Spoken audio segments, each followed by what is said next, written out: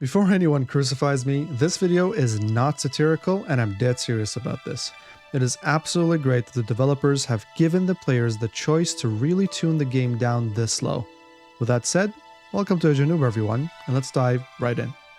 Alright, let's take a look and see how the game looks like at 1080p on the lowest settings, with textures also turned down to around 720p.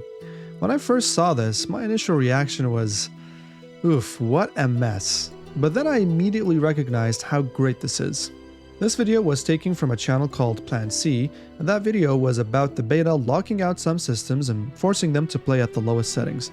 It was a workaround video to change these settings, as some people knew that their systems could actually play the game at higher settings. Some of you might think that I'm making such a big deal out of something so trivial, but hear me out. As mentioned, I initially thought, why on earth would they be okay with this? After all, players will post videos like these and might even mock them on various platforms because, my goodness, does the game look like something from the mid-2000s? The answer is simple. Even the worst of computers out there can at least play the game. As someone who grew up with awful computers myself, I often struggled to launch any recent games, let alone play them on low or medium settings. I was mostly stuck with older, sprite-based games like Age of Empires 2 or Stronghold.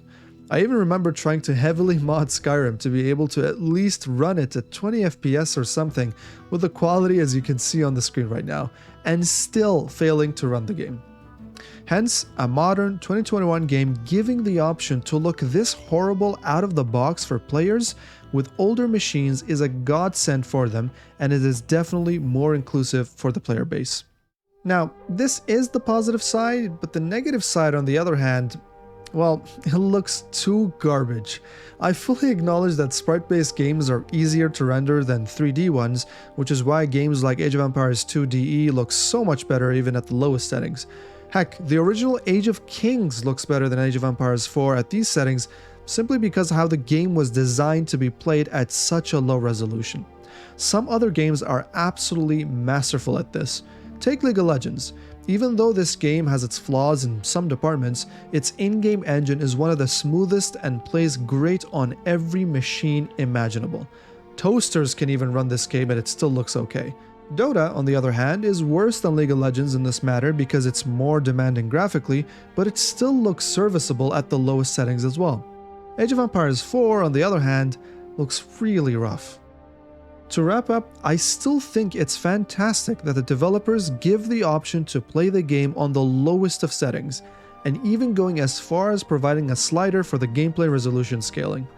Although this is not a high priority at all, as there's much more important things to fix first, sometime post-launch, say a year from now, the developers could optimize the engine and visuals even further for lower-end machines so folks wouldn't have to endure these graphics just to play the game.